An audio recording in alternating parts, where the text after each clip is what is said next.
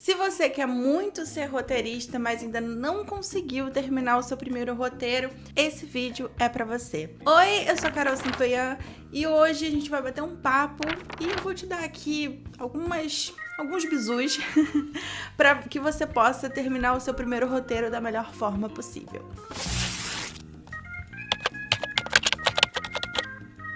Gente, eu sei que muita gente aqui que me acompanha às vezes está um pouquinho mais avançado, mas também temos muitas pessoas que querem ser roteiristas, que mandam mensagem falando: Carol, eu estudo, eu tô fazendo curso, mas ainda não consegui terminar o meu primeiro roteiro. Pois este vídeo é para vocês. Eu acho, gente, que o primeiro roteiro, ele significa muito pra gente, né? Primeiro que eu acho que ele tem duas coisas. Tem uma galera que fala: esse primeiro roteiro vai ser horrível, não precisa se importar porque vai sempre ser horrível, não sei o quê. Eu acho que, né, é de cada um.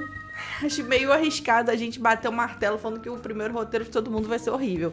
As chances são grandes, mas não necessariamente, né? E segundo, tem muita gente que se pressiona do tipo: nossa, se eu não fizer um roteiro incrível aqui, com certeza isso vai ser a prova de que eu não sirvo pra ser roteirista. Isso também não é verdade, tá, gente? O primeiro roteiro, ele é muito importante porque a gente se sente de verdade roteirista quando a gente escreve roteiros, né? Pra gente ser roteirista, a gente tem que escrever roteiros. Então, a gente precisa ultrapassar, né, esse medo, que eu sei que vem com muitos medos, que vem com esse peso e ao mesmo tempo vem com essa vontade de aprender, de fazer e tudo mais. Então é algo que a gente precisa ultrapassar pra gente dar esse pontapé na nossa carreira, né? Porque na verdade é isso. Quando que a gente se considera roteirista? Quando a gente escreve roteiro, né? Porque ninguém contrata alguém pra escrever roteiro se essa pessoa não souber escrever roteiro. Então, muito mais do que ter um contrato como roteirista, você é roteirista quando você termina seus roteiros, né? Quando você escreve roteiros. Então, isso é um ponto muito importante e eu quero que vocês encarem mesmo essa etapa como muito importante, porque eu sei que tem muita gente que fica estudando, não sei o que, mas na hora de botar o ponto final não bota. Então, esse é um primeiro passo. Vocês precisam enfrentar aí essa primeira etapa, tá? E aí, passando isso, eu acho que é muito importante também a gente não trazer uma pressão absurda para esse primeiro momento, porque eu acredito muito assim, quando a gente termina as coisas, isso vai levando a gente para outro patamar. E isso vai dando coragem. Então, se no primeiro roteiro a gente escolhe trabalhar algo muito complexo, uma narrativa... Eu, por exemplo, eu tô falando porque eu sou essa pessoa. Meu primeiro roteiro, eu fiz passado e presente. Aí tinha todo um esquema de tempo. E não era uma narrativa clássica. Então, assim, eu senti que eu precisava de mais fôlego pra alcançar aquilo que eu tava tentando fazer. No fim, eu acho até hoje que aquele roteiro era bem legal, só que eu não tinha maturidade pra escrever aquilo. Então, eu acho legal vocês trazerem uma narrativa um pouco mais tranquila, né? Pensar, é uma história que se passa no presente, se possível trazer, sim, uma narrativa clássica, um protagonista, para que vocês possam trabalhar melhor, né, e se encorajar melhor. E eu tenho certeza que é mais fácil você entender a base pela base, né? É a mesma coisa, gente.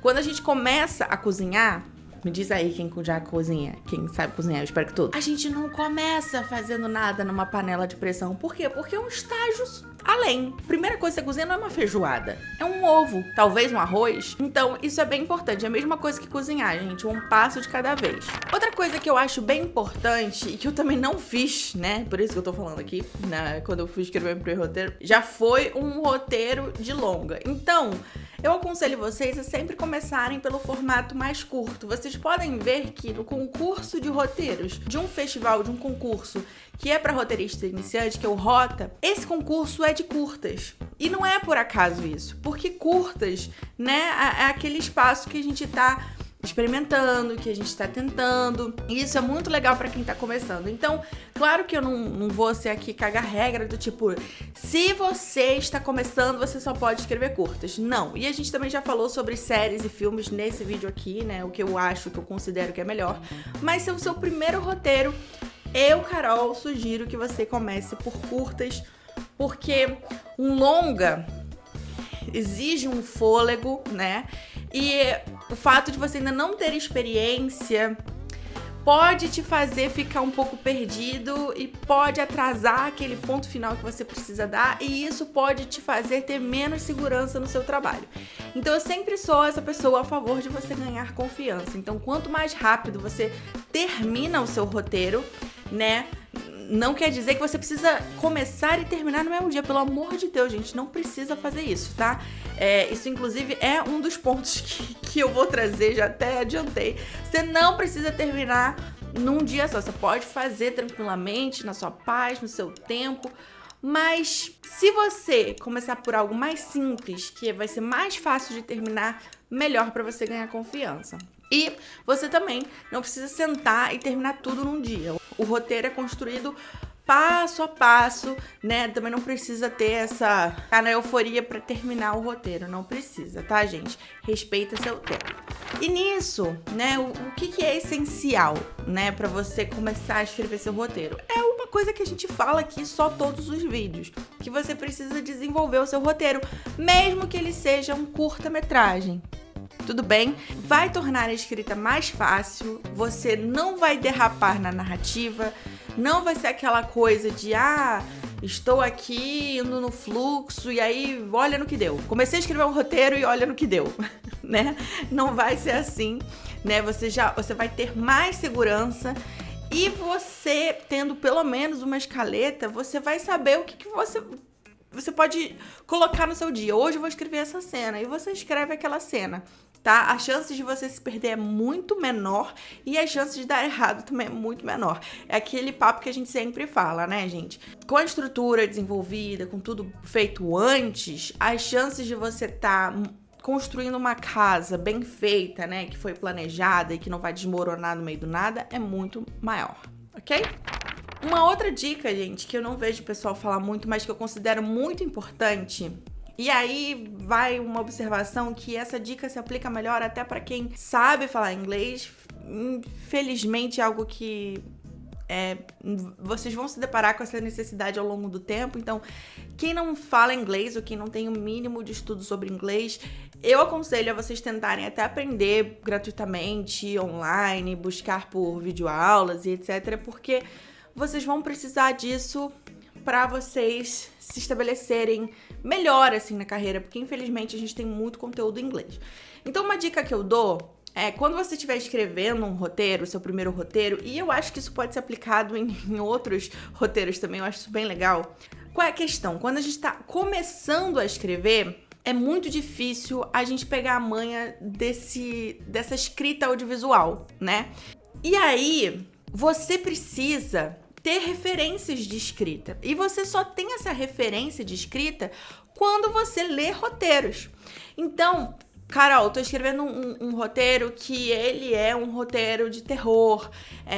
Ele é assim, assado. Procura ler roteiros parecidos, né?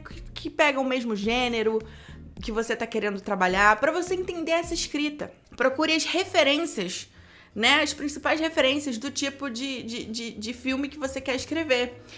Não só para você, enfim, aprender, né, mas para você entender como aquela pessoa escreveu aquilo, como é aquela escrita, né, porque é muito difícil quando a gente começa a escrever pegar a manha dessa escrita. E você só pega a manha lendo e fazendo. Não tem outro jeito a não ser esse, tá, gente? Uma outra coisa muito importante é que a gente precisa, quando você escrever seu primeiro roteiro, você saiba, é legal você ter em mente que você vai precisar voltar para ele, né? Em algum momento para fazer revisão, para fazer um tratamento. Então, pessoal, vocês precisam deixar ele ali um pouquinho de molho, descansando, e depois deixa ele uma semaninha pelo menos e depois volta para revisar. Então, assim, não saiam achando, botei meu ponto final, tá pronto, tá feito, vou mandar pra todo mundo, vou mandar pros concursos. Não, tenham essa paciência e entendam que escrever também é reescrever, né? Uma máxima que vocês já devem ter escutado.